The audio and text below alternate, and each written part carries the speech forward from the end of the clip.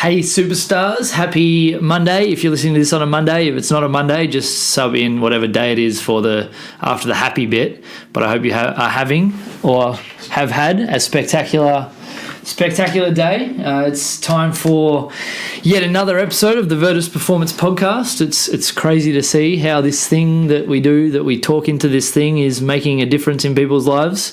It's nice to get messages from people mentioning how our guests are able to impact them with a simple conversation. So if that teaches you anything, it's the importance of actually connecting and conversing with humans doing good things or either struggling with this whole life thing that we've got to deal with. So if there's someone in your life that you can speak to pump them up, to help them work through something or to help you work through something, I would highly recommend it. Today's episode is with a local guy who touched base with me a couple of weeks ago. It turns out we share a lot more in common than we thought. We both went to ACU, studied exercise science, did some exercise physiology afterwards, both taught Cert 3 at 4 at Chisholm. He got to the point after that where he shifted his path a lot different to mine. Obviously, I opened this thing that we get to hang out at called Virtus, and he has, among other things, started and dove into a protein company called My Health Addiction. So we kind of chatted about that journey, about the similarities. He threw a few questions my way, which was a bit rude, but we worked through it. So today's episode is with Carl Ashdown, a very, very good man and someone who I very much enjoyed the pleasure of speaking to. So let's dive into today's episode. Be amazing.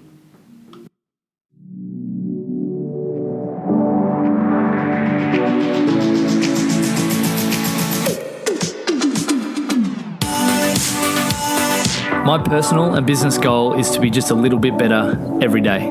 I believe everyone, especially normal people, have a story to tell. The Virtus podcast exists to help us all find small ways of consistent improvement by discussing the journey and experiences of each of our guests.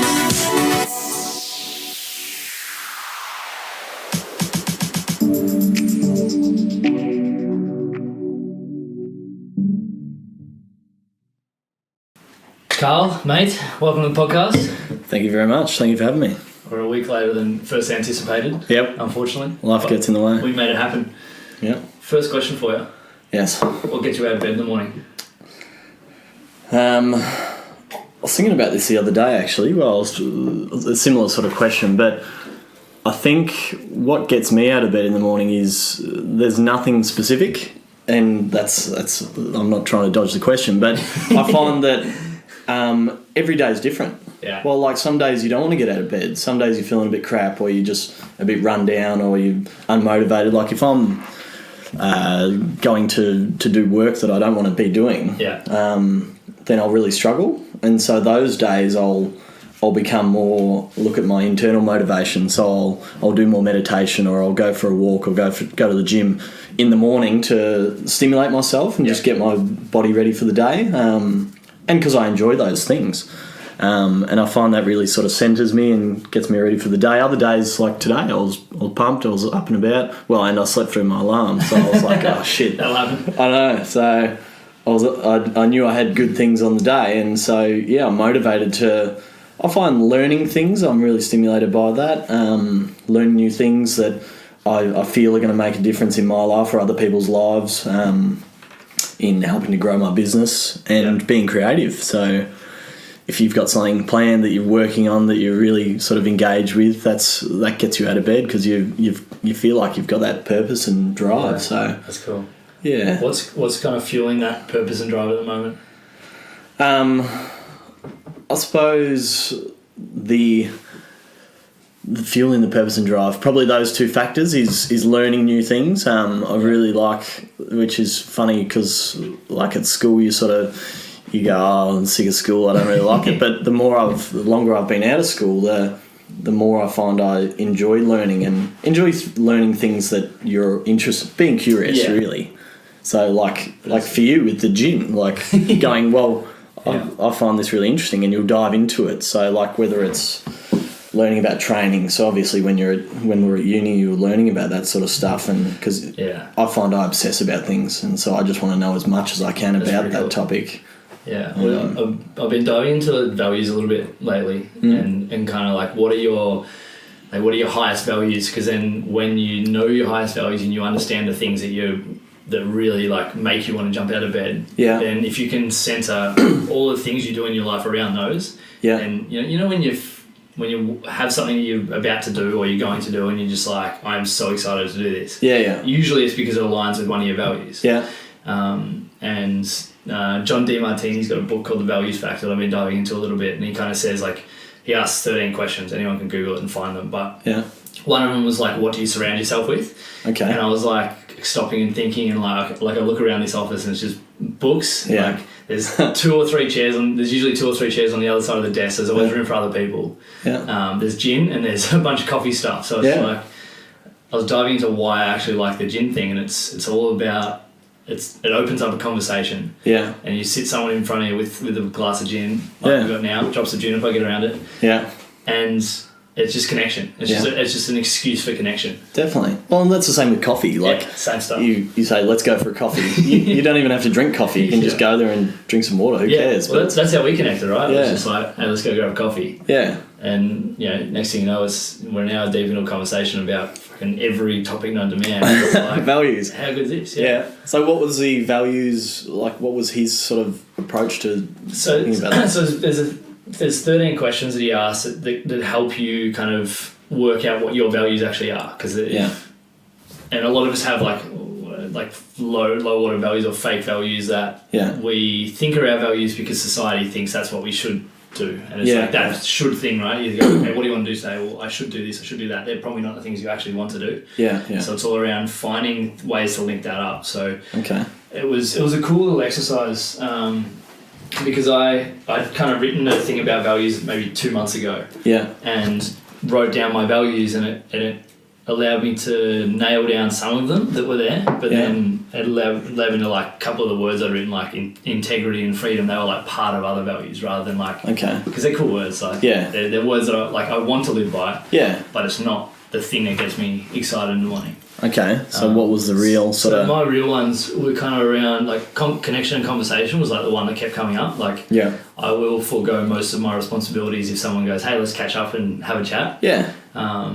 The teaching and coaching thing is just like, if I can sit in front of a student or one of my clients or one of the mentorship guys that we've got, and they can ask questions, then like that's when I feel like the most like alive. That's when I feel like I'll always empowered as well. I always end a conversation like that, and I'll just be bouncing off the walls. Like, I'll be so excited. And then like reading and learning and like being able to understand the world around me and myself a little bit better, because it helps with the ones up the chain in terms of like teaching. And that's the curious mind. Like they sort of say the best way to learn is to teach. So you're figuring more about yourself and helping people along the way, I suppose.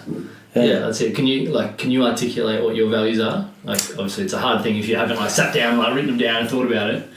But I think in terms of values, again, I'm similar in that I feed off other people's energy and really look for, I suppose you always look for reassurance on things, and you want to be not praised, but like feel like you're making a difference, or feel like you're being of benefit. So helping people is a big one. So that conversation, that connection. And that's what I really enjoy about teaching, is that you're able to connect with students. You're able to, like really the teaching is sort of a side thing, when really the connection, like you don't remember about Pythagoras theorem, or you don't remember crap about school. Hey, that came up in conversation. Well, that's something that I haven't thought about since year 9. What do you remember what pi is?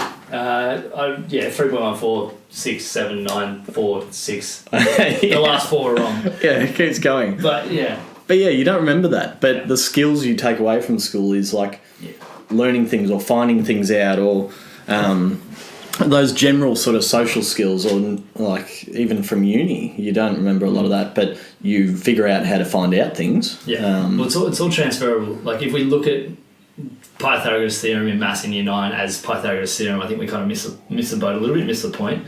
It's all about being able to dive into learning a concept, spending time on it, reiterating it, working on the stuff you don't know, and it's like that skill of being able to try, fail, repeat until you get it right. That's the thing that we should take out of learning. Yeah.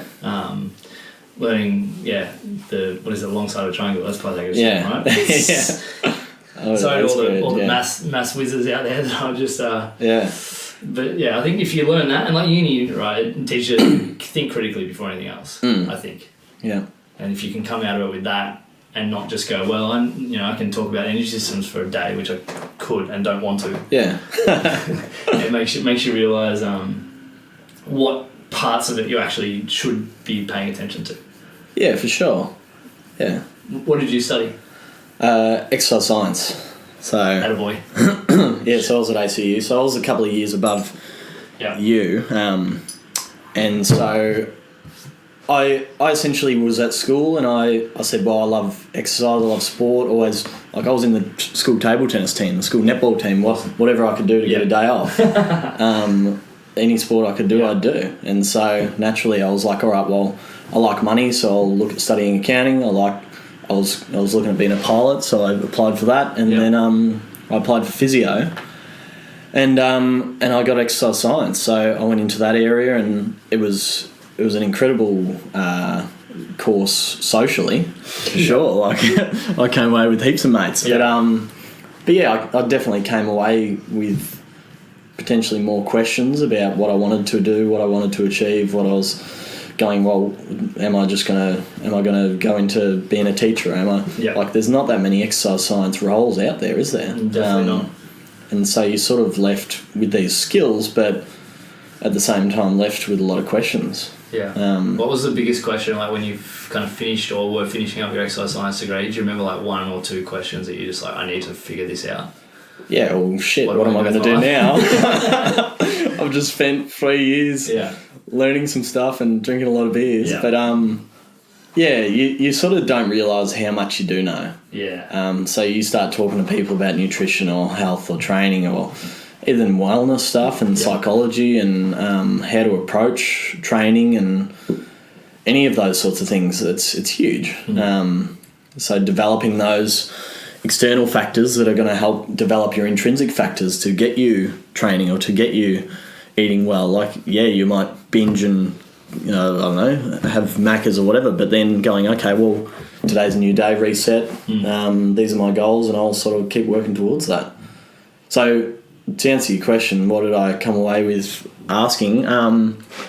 Essentially, how can I use the skills that I've gathered to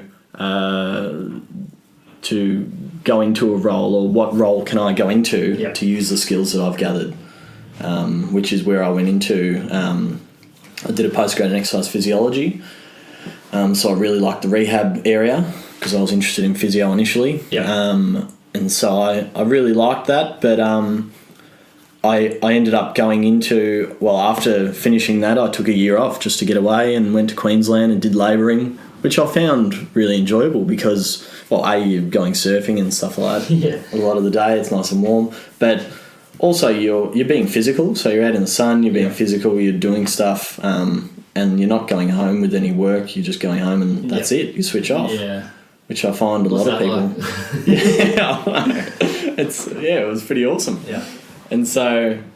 But then it was, okay, well, now I've got to go back and start a real career, which I don't know whether that's the right mindset to have. Like, you just... But that was the mindset you went into, right? That was the mindset I had. So I came back from Queensland and thought, well, okay, now I should start working as a exercise physiologist. Yeah. So I was personal training, doing exercise physiology, and then I started teaching at Franks and Chisholm, the health and fitness teaching personal trainers. Shout out to Chisholm. We've both been down that path. Yeah. Ding. That's a shout out bell, by the way. Oh, right. Yeah. Well, that's going to get a workout. Oh, yeah. Lots of juniper shout outs. So, teaching sort of opened up a new door for me. So that was... And you're teaching people who are interested in learning. that was something I've really found. So you've actually got to sign up for that course. Yeah. So it's good having engaged learners. And so I went from that to go, okay, well, yeah, teaching. Both my parents are teachers, which they both said, don't become a teacher. But, so I ended up signing up and doing a teaching degree. Yeah. I'm sort of just rattling off my life history. No, mate, keep going. Happy with that? Let's keep it chronological. Keep it rolling. Yeah. And so I was doing that. So I was working personal training, exercise physiology, and the Chisholm TAFE. And I found that working as an EP, I was working at a physio clinic, and a lot of the time it was glorified personal training. Yeah. Like, it wasn't really utilising the skills that you developed. It was, okay, they've finished their physio program, now let's do some exercise with somebody that has an idea about how to write an exercise program or how to understand the precautions and this and that, rather than just graduating to a gym program. Yeah. And so it was boring. So I found the best part about that was talking to people. Like, they don't care about the exercise they're doing. Essentially, they're just doing whatever you tell them. Yeah. But they care about, I don't know, what you did on the weekend, or like you telling them about, I don't know, a story about whatever. Yeah. So it's such an opportunity for a bigger conversation. Yeah. As well, like, for me, that's the reason why I enjoy coaching so much, is because you get to know someone, you get to know their hopes, dreams, desires, goals, all that kind of stuff. Because you should be talking about that stuff, and then you get to touch base with them, 1 to 5, 6 times a week, depending on how often they're seeing you. So you have like a responsibility I kind of look at, or like an opportunity to do something more. Be able to do more. Yeah. That's spot on, and to be able to like actually make an impact bigger than like the sets and reps they do. Yeah. And that's I think it's, I don't know if it's missed or if it's just undervalued. Yeah. It's definitely a part of the industry that I think a lot of people just go shallow. Yeah. And go, yeah, cool, this person wants to come see me to lose weight. Okay, let's do that. And they forget all the other layers to it. Yeah. Well, what were you saying? You were saying something about when people start at Virtus, they'll do some sort of initial process or something. So we have it's a 3-session induction process. So part of what we want to make sure that when people start training properly, for lack of a better term, at Virtus, whether it's in groups or one-on-one or whatever, that we know as much about them as possible. So and for them to be comfortable and to be able to open up in our environment, because the community aspect of it, and there's hundreds of people here that want to help you succeed. Aspect of it's really important.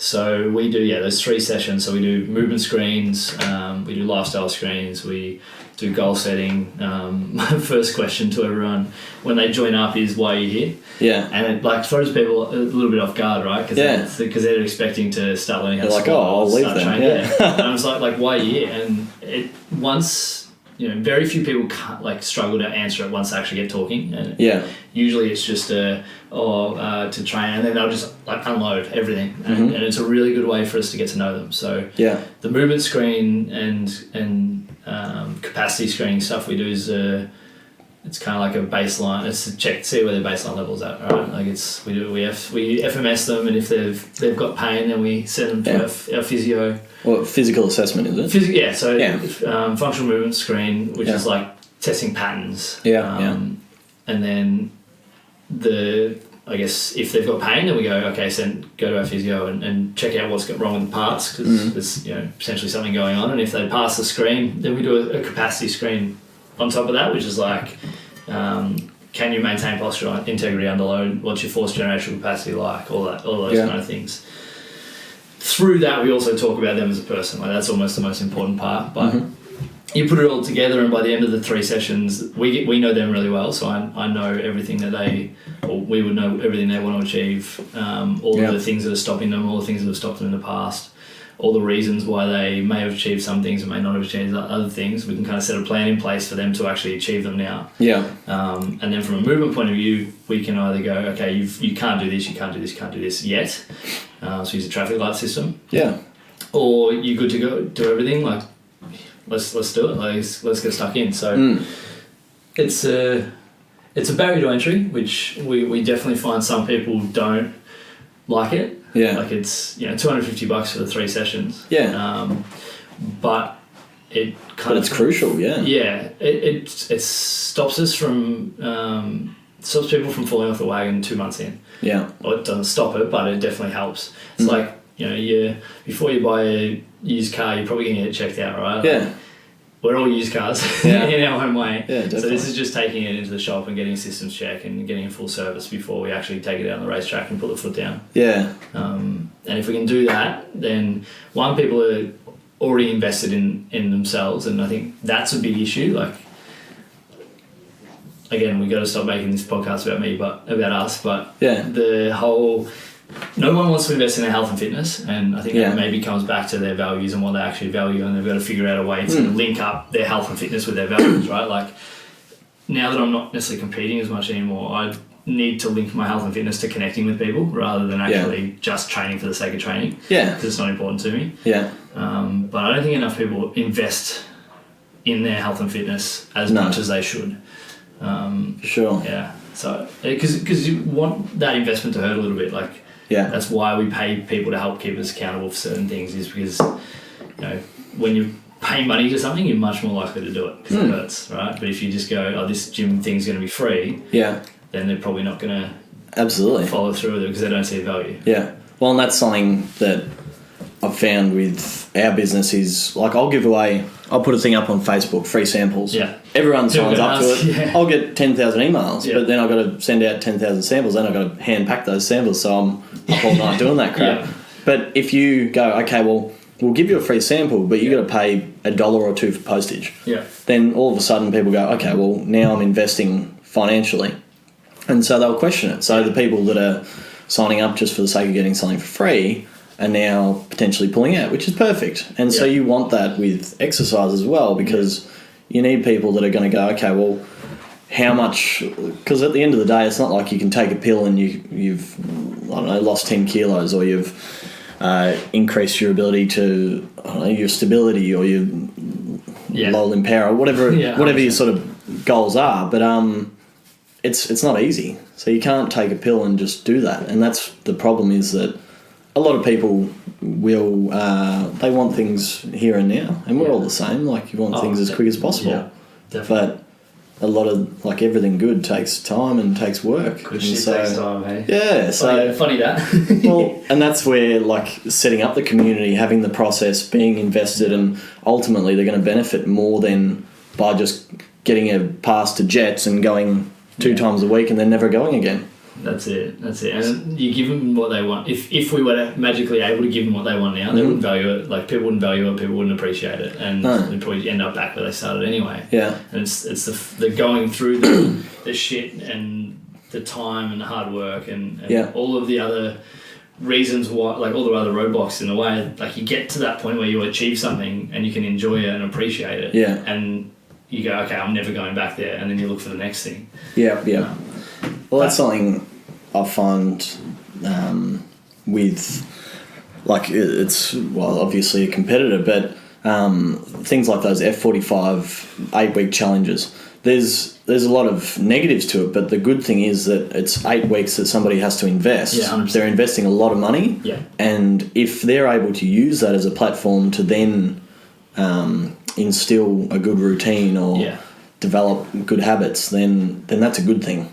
100%. I definitely have a lot of opinion about, like, 8-week challenges and stuff like that, and I'm definitely more impartial to them now, like, now than I was 2 or 3 years ago when you can't kind of see the bigger picture. Yeah. But if it's the thing that gets that person off the couch, and if it's that thing that kickstarts, the rest of their life of exercise and their journey, then why not? Yeah. I think on the other side of that coin is that if that is the thing, then F45 have a responsibility to give correct, proper nutrition advice and give correct exercise prescription and things like that. And I think where I get frustrated with it all, and that's why we have certain systems to avoid that, is they'll take that broken down used car out on the racetrack for 8 weeks, smash the shit out of it, and then, it has to, like, be towed into pit lane to get fixed. And so now they're seeing a physio, and now that's the issue, right? Like, if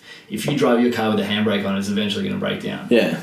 If you drive it with a flat tire, you're eventually going to ruin everything else. And that's the issue, or one of the issues. Definitely. Talk me through how you went from exercise fears and PT and teaching to protein and running a supplement gig. Yeah, well, it actually it started to shift when I went into teaching. It was before teaching. So when I was doing PT and EP and whatnot, as a personal trainer and teaching people at Chisholm, you get a lot of people asking about protein and supplements because it's up in lights in that industry. Definitely. Like it's a novelty sort of thing, and people, like I said, people love a shortcut or some sort of boost or something novel like that.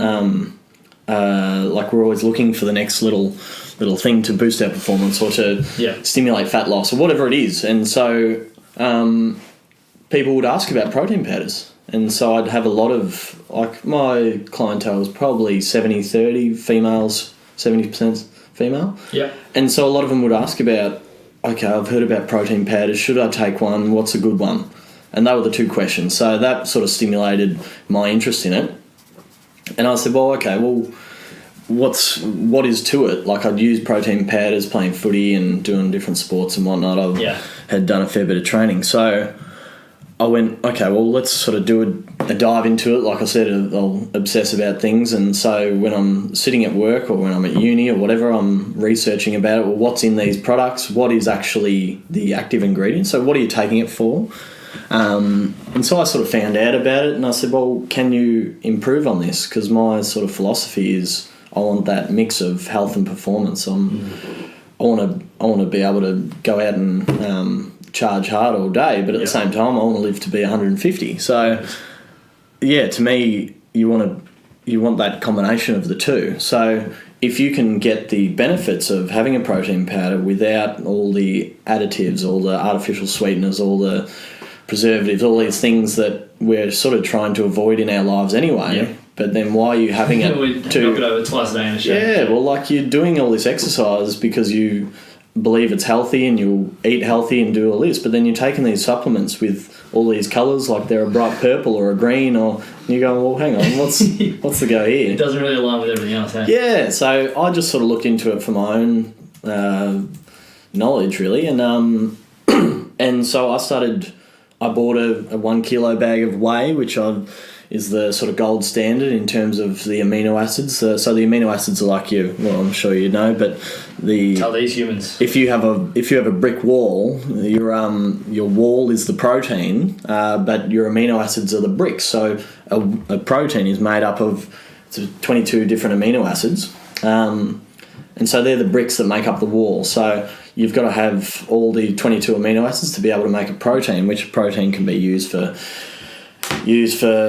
hormone production. It can be used for cellular health. It can be used for hair, skin, nails, for muscle recovery and muscle building and all these sorts of things. And so obviously for exercise, there's a big spotlight put on it for muscle development, muscle growth, but again, muscle recovery. So a big thing of it I find that people miss out on is that if you're having protein powder, then that's calories that you're consuming that are subsidising potential calories of sugars or carbohydrate or whatever that could be contributing to other sort of problems in terms of your health and nutrition. But to answer your question, keep going, because this is like I'm bouncing around all over the place. But that's the thing, like, mate, we're on a podcast, we can do whatever we want. Yeah, perfect. We'll talk about gin in a minute. But these are the basic things that people don't understand. Like, people come to me like, will keto help me lose weight? Like, will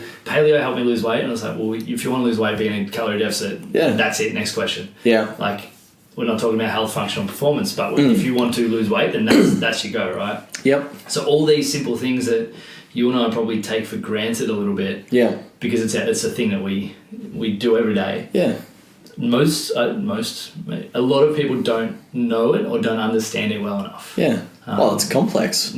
Like we said about people starting exercise, it's not simple. Yeah. There's no simple way to lose weight or to gain strength or I don't know, whatever it is, increase your squat. Like it's hard work and it's complex. Yeah. And so same thing with nutrition. Yeah, you could lose weight with keto, you could lose weight with paleo, you could lose weight, I don't know, you could eat potatoes for a year and lose weight. Like some bloke did that, but that doesn't mean that he's healthy. Yeah. Well, they're different conversations. Yeah, and everybody's different. So that's what I find. Everything's very individual. So the more you look into things, the more complicated and complex it gets. Yeah.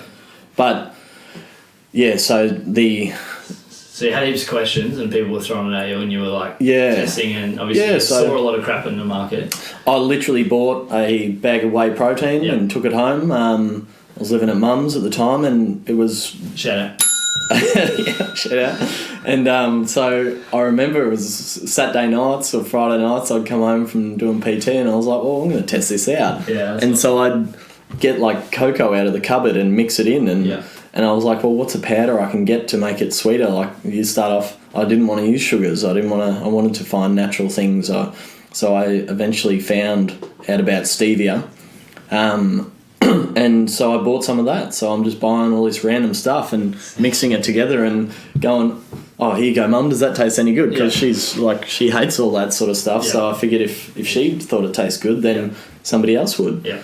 I find the biggest thing with proteins is people want things to A, taste good, B, look good, and then price is a massive factor as well. So there's sort of three components to things in terms of selling a product. But I wanted it to taste good because if I'm going to use it, like I wasn't looking at selling it at that point in time. Yeah, I just thought, just a thing. Yeah, I just wanted something for myself. Which is the cool thing about it because it's all genuine. Like it's not like I'm going to make this thing and sell it to everyone and not use it myself. It's like, okay, well, this is a problem that I'm aware of. I'm going to figure out a way to solve it. And that's how the best ideas are kind of formulated. Yeah, and that's what you can forget sometimes when you're developing new products or people are going, oh, you should do this flavour or try that. And I'm like, well, at the end of the day, I made a product because I wanted to use it. Yeah. So, like, does it align with my values? Does it align with the guy that was such an important question. Mixing protein in a mixing bowl with a whisk and giving it to his mum? And so...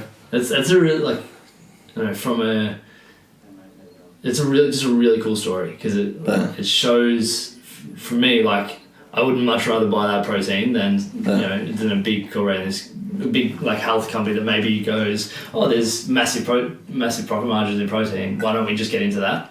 Like you trialing it, like probably fucking it up a lot of times, having stuff that tastes probably pretty yuck, giving it to your mum and her probably going, mate, do something else. But then eventually working on it and getting to a point where like now it's a thing. Yeah, it's pretty cool. Yeah, well, you don't. Like, I didn't even think about selling it initially. Yeah. You're just sort of doing something because, like I said, you obsess about it and you just go, oh, this is cool. Like, and, if you've got an interested, like you're always sort of interested in developing things and being creative and stuff like that. Like, I'll go and build a veggie garden. Like, I'll do it. And then if I stuff it up, then I'll figure out how to fix it. Yeah. Like, I find that's the best way to do things. You can always fix things that you stuff up. But it's the learning that I find, I stuffed up a veggie garden, but sweet. Or like I remember I built a deck around our pool and it was just so shit. And I just ended up, we never even used it because you would have just stepped through it. Like, it was so shit. But at the same time, I learnt about, okay, well... The next one isn't going to be shit. Yeah, exactly. Hopefully. Yeah, so you just trial and error. But so that... I started doing that, and then all of a sudden, like, you're in conversation with clients about what you're doing, and I'd be like, oh, yeah, I was fluffing around with protein the other day after you were talking about it, and I ended up making some, and it tasted all right. Yeah. And they go, oh, okay, that sounds cool. Like, can I try some? And I was like, oh, yeah, okay, I'll bring you some in. Yeah. So you come in with a little Glad bag of protein and give it to your clients, and then all of a sudden they go, oh, yeah, this is really good. Like... I'll buy some off you if you want. I go, well, okay, like I better make some more. I need some more Glad bags. And sorry, Mum. And so that sort of develops into, you get bigger bowls and you get bigger whisks and I had a mate who I went to uni with at ACU, and he had started doing stuff in WA. he started this business. He called it My Health Addiction, and he goes, I need some protein. I know you were mixing some. And at the time I'd started the business, I got one of my clients actually to create a little logo for me. Awesome. It was called Performance Powders. Good. Which I thought was a bit on the edge in terms of... Yeah, a bit edgy. I'm all about it. Yeah.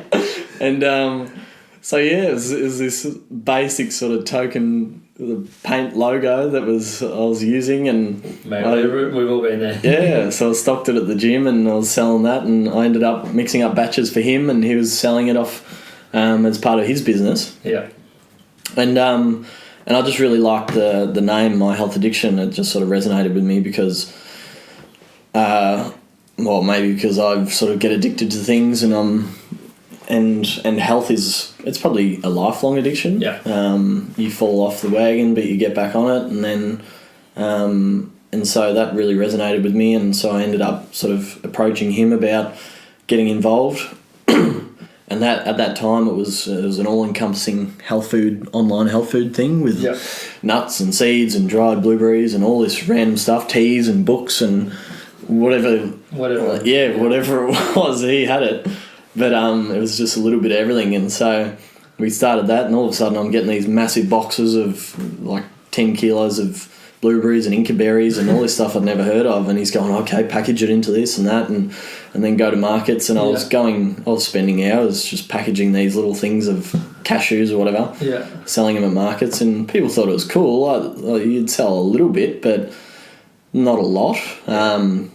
It's hard to get people to invest in health food, in their health. They'd much rather go... Well, the busiest stall at the Frankston Market was by far the donut stand. They would have a line for 50 metres. I'd have 2 sales for the day. It's a microcosm of society, right? Yeah. Like a market, because you see what people are actually interested in and where they're drawn to. Yeah. Well, why would they buy a bag of 250 grams of macadamias for $10 when they can get a donut for $1? Yeah. And it tastes delicious. It stimulates the dopamine receptors. It's a pack full of sugar, and it makes them feel good. So we're definitely not against donuts, but just buy macadamias every now and again. Have some honey roasted macadamias. Oh, stop it. Yeah. It's a combination of the two. Yeah. So then it eventually got to a point where I said, well, mate, I don't think we're really going to do that well if we're just selling all this stuff. Like, it's just too complicated. Yeah. So it was sort of like that whole 80-20 rule, that like 80% of your sales will come from 20% of your product, or 20% of your customers. So you focus on that. Yeah. And I said, look, I think we're better off cutting all the stuff. If people want nuts and seeds, they're going to go to... You can get it from Coles. Yeah. So that's where we shifted to the protein, and we made a product that combined all this leftover stock, essentially, called Nutola, which was a nut granola. Yeah. And it was naturally sweetened with honey and coconut oil and chia seeds and apricots and all this sort of stuff. And that was good. Like, I really liked it. It was a great snack. It was a great sort of thing you put with yogurt, and it was a quality product. But it took a lot of time to create it, and again, you're trying to educate and convince an audience that they're going, well, why would I buy that why would I pay $15 for a little bag of that when I can buy a massive box of cornflakes for $5? Just load up a sultana brand. Yeah, why would I have that for brekkie? And you're going, well, you're only going to use a quarter of the amount, and you're going to feel fuller for longer and this and that. And so again, you're in that... You're trying to educate. Yeah, which is hard if you're trying to sell in a store or something like that. It's too complicated. So, long story short, we ended up shifting and focusing just on the proteins, and I ended up buying out the business. And Ryan, who's now gone over to... he started a business with his business partner, Julian, and they started a company called Life Cycle. Yeah. Shout out. And so it's really cool, actually. They go around to cafes like common folk. Yeah. Shout out. And I shouldn't have told you about that. I love it. How many can I get in? Oh, as many as you want. And they'll collect coffee grounds, and they so it's sustainable. They're recycling, and they combine that with like different like newspaper and mushroom spores. Yeah. And you get these boxes where you can grow mushrooms out of it. You just spray it and it grows these gourmet oyster mushrooms. And so that's been really cool. And from that they've expanded and so we're now making a protein for them, awesome. which is a vegan protein with reishi mushroom in it. So sick. It's combining that recovery, not even recovery. So protein, I find people go, you have to be exercising to take a protein. Like protein's one of your basic macronutrients, like carbs, fats and proteins. And if you're not eating meat or you're not eating eggs or dairy or whatever it is, so like most people are avoiding something. If it's something you need to supplement, then that's a great source. It's convenient, it's cheap if you take into account it's like $1 per serve. Yeah. And so that's where I find I'm sort of saying to people, well, I don't recommend that you take a protein powder every day. I don't say you take 3 protein shakes a day. But then what if I want to get jacked? Yeah, well then take steroids. Like, I'm not stopping you. So that's where I find that you need a certain amount for everyday life. Like I said, it's not just muscle recovery that protein's going to work on. It's like saying you only need carbs if you're doing an intense exercise session. Like heaps of people will eat carbs and they don't do any exercise. So that's something where again it's education, but it's only one area of education that I'm focusing on now. So that's cool. So the protein that was really cool working with them, and they've been a great partner for us to work with and to expand and learn from. So sort of mentoring, I suppose, and just learning from what they're doing, same as I've learned from what you're doing. Cool. So I've sort of delved into more of that now, the protein side of things, and that's really been my focus the last sort of couple of years, and really this year shifting into that more full time. Where do you want to take it? Well, besides world domination. Apart from world domination, 10 million a year, all that kind of stuff. Yep. Like, what do you want it to look like in 3-5 years? Because I hate when people ask me this question, so I'm trying to hear.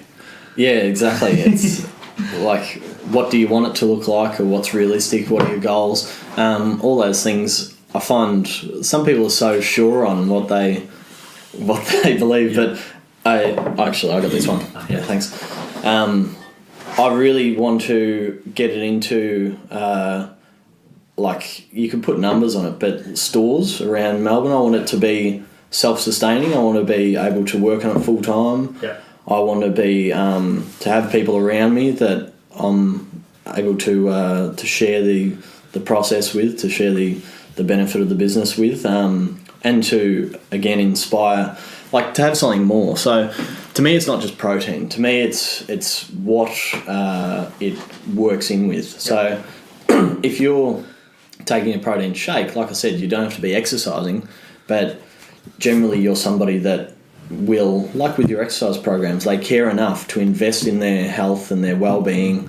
You might not exercise at all, I don't really care, but at the same time, to me it's something that if it's going to benefit your health, you're combining that with, I don't know, you make a smoothie with spinach and you got almond milk and you got all these other nutrient-dense foods, then it's going to benefit your health, your physiological health, and then hopefully that benefits your psychological health and your spiritual health and all these sorts of things. So it carries over into other aspects of your life rather than just, go do some push-ups and have a protein shake. It's just an excuse for a bigger conversation. I think. And definitely.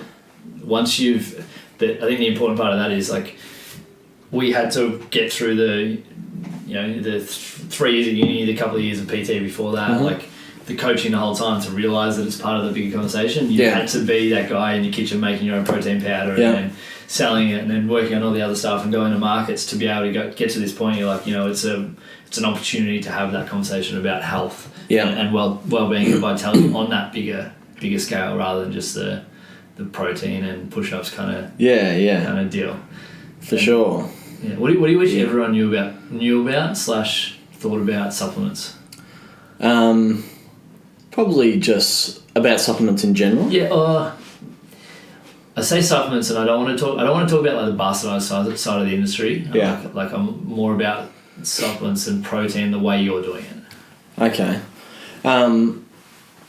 probably what I'd like people to know is that it's not something where you have to take it every day. Yeah. It's not something that it is a supplement for a reason. Like, it's a supplement if you can't eat real food, if you can't get up in the morning and make a nice omelette or whatever, and like really you should be having whole foods, you should be having veggies in every meal and things like that. Yeah.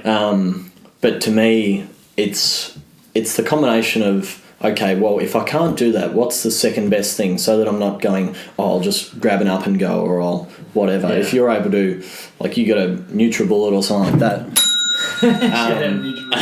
and you're able to, like, even I'll make quick little smoothies where I've made a shot of coffee, I'll put that in a smoothie, banana, oats, some spinach, some avo, and then a scoop of protein powder. Yeah, that's what gets you out of bed in the morning. yeah, well, there you go. So, like, it is a supplement, so you're adding it to an already healthy diet. Yeah. And to me, a lot of it comes down to what you're trying to achieve is feel. So, like, I can talk to people about, I don't know, the physiological benefits of protein powder and this and that, and it can help with recovery, muscle recovery, and it can help with all these other things that are going on in your body. And so, like I said, educating you about the physiological benefits, but the biggest thing to me is that feel, is your mental state, is how, and this comes down to a lot of psychology, with how are you going to feel by implementing that into your life. And it's probably not even the protein, it's the fact that you've taken the time to do something that you feel is going to benefit your health. It's like meditation. Like, you take the time out, you slow yourself down, you do it, and you feel incredible doing it. Definitely. So people don't really care about all the important factors and this and that. Like, they care about how it's going to make them feel. Yeah. And if they feel good, then that's going to resonate into other areas of their life, and hopefully they're ultimately using that for the power of good. Yeah. A lot of mental health, really. Yeah. Yeah. Well, we fuel our physical body, and our spiritual and emotional self becomes more capable, and the capacity grows for it to deal with the shit that life throws at us, and then and on the flip side of that, all the good things that we enjoy out of life as well. Absolutely. Well, if you look at, like, they're so intertwined, and that's what I think we probably don't learn enough at uni or at school and things like that, because, like, if you're in a state of stress, or you're exercising, you're drinking coffee, you're not sleeping enough, you're bad relationships, or shout out to all uni students. Yeah, exactly. Yeah. But you've got work stress. Like, there's so much stress in life, and then we're stimulated by devices and whatnot. So we've got so much cortisol. We're in that state of hyper, like, we're in that sympathetic nervous state. And so our bodies are riddled with cortisol, and then cortisol, what people don't realise is that's going to cause you to retain fat, and that's going to block gaining muscle, which a lot of people, if they're trying to achieve that, a lot, like, who doesn't want to lose a bit of fat? Like, most people are trying to achieve that. Just be chill and not stressed and not overly stressed, right? Like, we know exactly. Like, cortisol response is a good thing if it then fucks off. Yeah. Like, but when we're in a heightened state of cortisol release all day, every day, because all we do is add stress to our body, like whether it's, and this thing I try and tell people about training, right? Training is only a part of it, but our body looks at emotional stress, work stress, training stress, fatigue, whatever, as stress. It can't actually differentiate between the different doesn't parts. know. So we keep adding and adding and adding, eventually something will break. Exactly. And I was talking to some guys, actually, they were doing that F45 thing again. And they're doing like 2 sessions a day. And I'm going, mate, you did nothing last week. Why are you now doing 2 sessions a day? Like, it's ridiculous. They do 14 sessions in 12 months and then do 14 sessions in 2 weeks. It's just so you're going to fall down. Like, you can only take so much. Like, setting yourself up to fail. Well, I can't remember who was saying it, but they're talking about, like, you've got your bucket. And if your bucket, like, you keep filling up your bucket, unless you empty out a bit, then it's going to topple over because it's too full. And so you hit that brim, and that's where people get overtraining or adrenal fatigue or any of those stress sort of problems, and that's all inflammation. Like, what people don't get is that's now putting your body in an inflammatory state, where these autoimmune diseases and all these sorts of things will compound upon themselves. And next thing they know, they're taking blood pressure medication and they're taking all these other pills, quick fixes, to when really go for a walk, like slow yourself down. Yeah, exactly. So it's that combination of body self-awareness, nutrition. If everyone understands stress response, then they should be able to like adequately assess what they're doing, like one way or another, and go, am I adding not enough stress so that my body's not going to change, there's no adaptation happening, or am I going too much so that my body's going to eventually fall in a hole?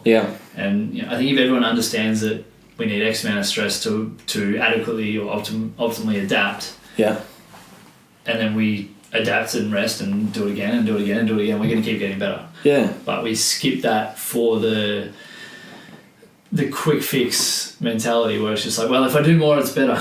And it just doesn't work that way, unfortunately. Being self-aware is what you're talking about. Self-aware, but self-aware whilst also understanding like how stress response works. For sure. And that's where you were saying before how you've been crook, like even with all your training, even with everything, like you don't realise sometimes other stresses in your life will compound upon itself. Yeah, definitely. So you could be doing lots of exercise and sleeping heaps and doing all that, but then, I don't know, you have a day where you're not eating too well or or work's a bit harder or whatever is going on, and then all of a sudden you're sick and you're going, well, what's going on? Like I'm doing this, but that's where there's so many, again, it gets more complex. Well, that's it. There's so many different factors at play. Like, like just off the top of my head, like if you just go, okay, sleep, hydration, nutrition, exercise, movement, and then you've got your supplementing, that all of those things with work stresses and et cetera, et cetera. There's so many different ways you can fall down and go wrong. And it takes a kind of helicopter view of your life to be able to go, okay, well, shit, I didn't eat very well this week, or I haven't had a drink of water in 3 days. Like, where's the area that you're letting yourself down that's going to impact everything else? Like, just domino effect. And that's where I think, like, I wasn't really aware of it at the time, but that's where with the protein, taking it down that more natural and organic approach, using that mentality of real ingredients, real sort of foods to emulate as best as you can, eating real foods or getting those nutrient-dense foods into your diet, then at least you know that that's not a problem or that's not an area where you're falling down. So you're rushing around like you're stressed with work or whatever, and so you know that you're going to not have lunch or whatever. You can take a protein shake with you to work, or you can take it to school or whatever, and at least you're getting some nutrition that is of benefit. So that's been a real... It's just a tool, right? It's just a tool and toolbox to help you live a better life and be a better version of yourself. That's it. It's not going to change the world. It's not going to make you lose 50 kilos. It's not going to put on 10 kilos of muscle. Like, it's a tool, and if you use it properly, then it can be a benefit, and hopefully people are able to use it as a subsidy or as a supplement to real food, and it stops them from eating shit. So that's been a real focus for me. Yeah, awesome. It's really cool because it's a breath of fresh air. Like, it's coming from someone that went through the diving into the gym and then going just going to a commercial gym and working in a commercial gym and then going, oh shit, I need supplements, and then trying everything under the sun, as most of us do when we're young, and learning it, and then definitely trying everything and having 17 shakes a day and all that kind of stuff. I've gone from that to now zero supplements. And purely because of there's so much shit out there. So it's a breath of fresh air to know that there are people that are doing things the right way and they're going about it the right way, and I'm excited to kind of follow and contribute hopefully to your growth over the next however long, because it's going to be cool to see it actually be a thing that people can use to help them. And I was speaking to a lady who runs a store in Seaford, health food store, and she was going, oh, this is perfect timing, we've ran out of protein, and we were going, oh crap, what's a good one for us to get involved or get into the store. And so me reaching out and talking to her, and like once you speak to people, you're educating, and so 100%. That's where I sort of find it's most beneficial, because then you help people to understand, and knowledge is power. Yeah. So that's been a big thing for us, I think. Yeah, just spreading it through education. Yeah, having the opportunity to speak to people, to educate about, like you with exercise, and it's bigger than it's bigger than lifting heavy things. Yeah. It's bigger than raising your heart rate, it's bigger than sweating or whatever than that. Yeah. That is. So that's been... It's exciting. That's the challenge and the battle and the enjoyment as well. So all the fun stuff. Exactly. I got 3 questions for you. Yes. We got to talk about Juniper as well. Juniper. Yeah. Yeah. What questions you got? Give me a question, then I'll throw the last 3 at you. Where do you see the future with Virtus? With Virtus? Oh, mate, that is a very long question. Long answer. I'm not sure. Yeah. And like the big part of it, or the big, like, I try and look at our purpose and like our direction and where we're headed, and I kind of look at it like a horizon. So I want to be able to see the horizon and know what it looks like somewhat. Yeah. But then we're never actually going to reach it. We're just going to keep working towards it, and the goalpost moves slightly. Yeah. But we just want to help as many people live their best life as possible. Yeah. And we use the term making the world a better place, but we want to make everyone's own world a better place as well. So I guess the goal with it, or the intention, or whatever your words you want to put around it, is just like figuring out how we can do that.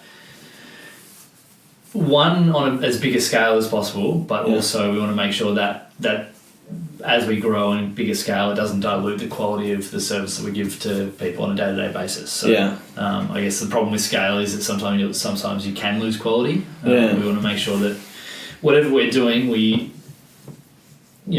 under promise and over deliver, and add more and more value to the people we're serving every day as we grow. Figuring out how to do that though, like if you got any ideas, let me know. We've got a lot of it. I got a lot of projects in the works. A lot of things that are coming up that we've been working on for a little while. Like a lot of them in the education space. Like we just launched our online platform for our mentorship students. So bringing stuff like that to everyone. Our clients will be the first guys to trial it, but like little seminars, online stuff, clients being able to actually dive into why we do certain things in the gym and how they can optimize their lives, and then to go into bigger and bigger courses, and I don't know where it'll go, but on a really basic level we train people, but it goes way beyond the 4 walls of our gym. Well, and it's a very closed-minded approach to think we're a gym, we train people. Sort of like me with the protein. Like we're a protein company, you buy protein. Like if you're doing that, then you're just selling a product. You're not selling. Like you're not offering anything really. When like people don't come there. If you've surveyed your customers, they wouldn't come there to exercise. There's a very small percentage of psychopaths that just come to the gym to train. I don't get it. It freaks me out. But to be a part of the community and be a part of people wanting to be better, like that's the thing. Like I want everyone to be able to access and reach their potential, whatever that is. Like some people it's business, some people it's starting a family, some people it's athletic pursuits. Like we started out very heavily in the athletic development side of things, and that hasn't necessarily... It definitely hasn't gone away, but it's definitely become less of a focus because you're a human for a lot longer than you're an athlete. So we want to support and help our young and not so young athletes achieve what they want to achieve from an athletic pursuit point of view, but at the same time when they're no longer sprinting or running or jumping or playing a sport, we want them to be able to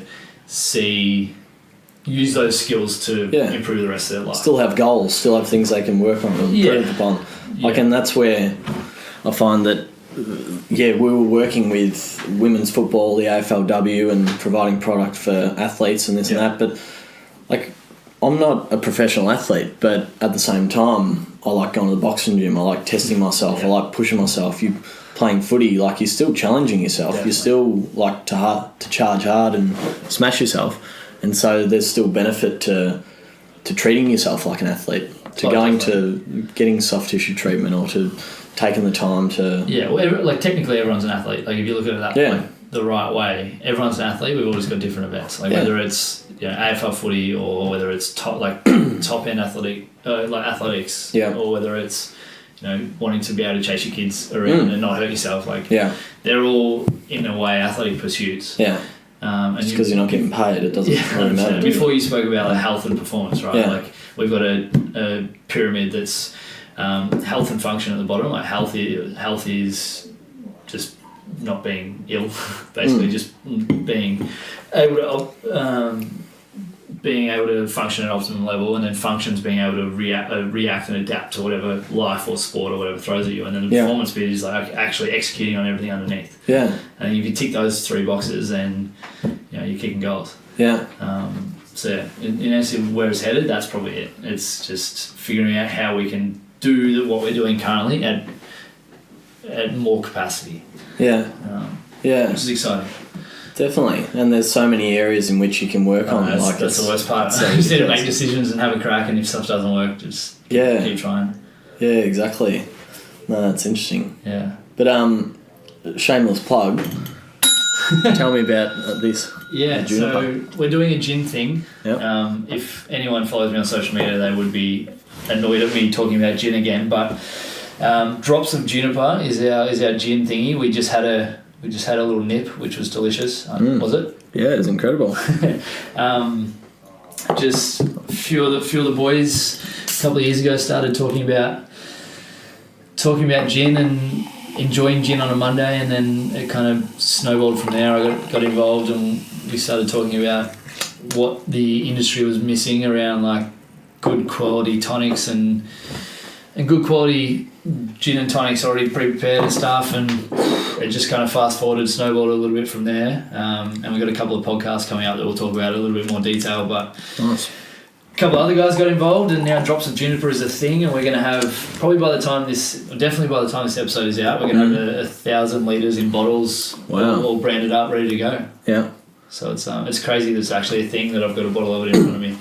And so do you go for a swim in it or something before it gets bottled? I don't know if that'll... Oh, it's alcohol, so it'll probably kill most of the germs. Yeah. I don't know if that's preferred. I'll probably... I don't know. We'll do something cool. It'll be a pretty cool moment to actually get our first run of bottles, and a contract distilling with the legends at Alchemy Distillers at the moment. But the plan is to have our own distillery and set up and bar and etc.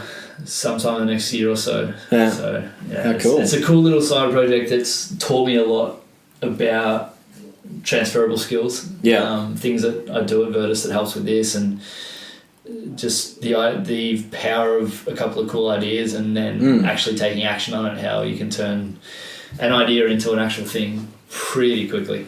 Like we've been less than 12 months, and we'll have a heap of bottles soon. Yeah. So the freshest new Mornington Peninsula gin. Yeah. So gin. Sorry to cut you off.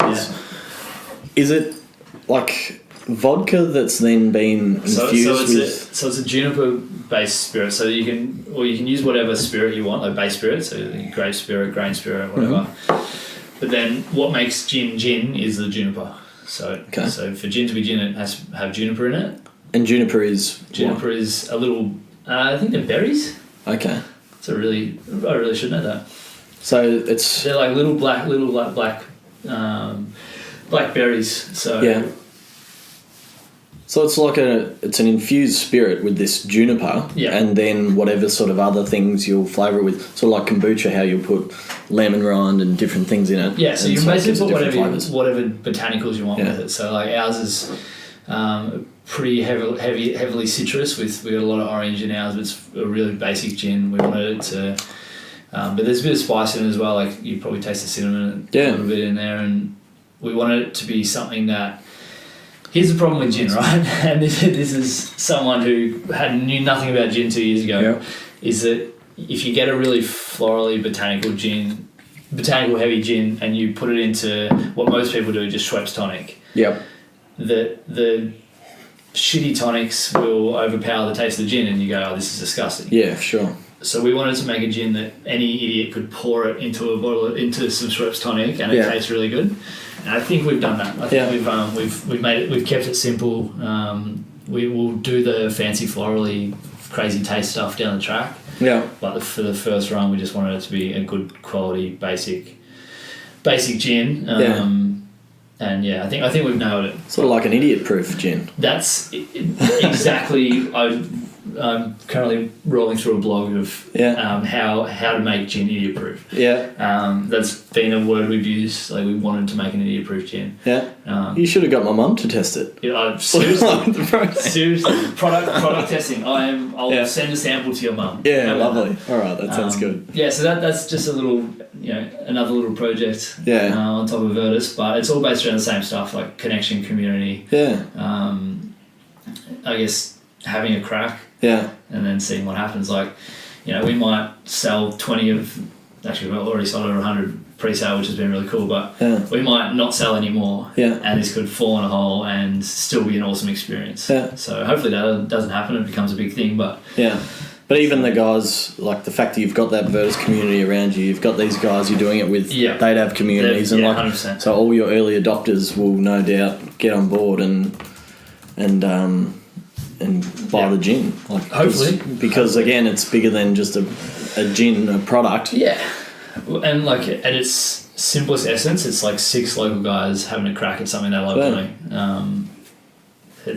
I'm really proud of how much work we put in, but also how quickly it's actually come together. Yeah. It's exciting. Are the Jetty Road guys in that? They're not, but shout out. Saw Grant this morning, mentioned you to him. He said hi. A few of the Common Folk boys, a lot of the Common Folk boys, James from Four Paws, who will be on this podcast very soon. But just how cool, guys. It's like idiots trying to make idiot-proof things, basically. Oh, they're the best ones to know. 100%. All right, 3 questions for you. Very cool. Yep. What are you most proud of? Most proud of? Probably, I think helping people. Like when you're helping people and making a change. Like I was seeing a lady at the gym.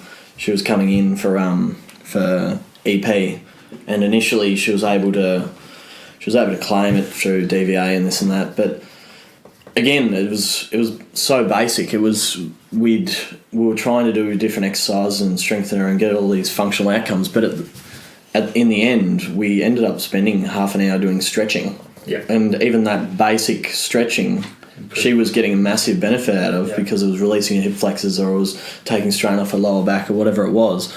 And so she saw massive benefit in that. And unfortunately, it got to the point where DVA tightened the strings so much that we weren't able to get funding for it. I wasn't essentially getting paid. But I said, well, to me, I was probably getting more out of it than she was. Yeah.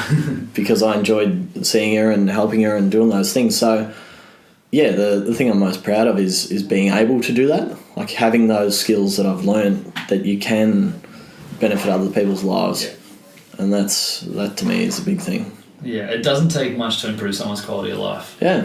There's a lot of low-hanging fruit that we can kind of jump onto, and whether it's exercise or gin or protein, there's so many different things that can improve someone's quality of life, and if it does it, then it's worth its weight in gold.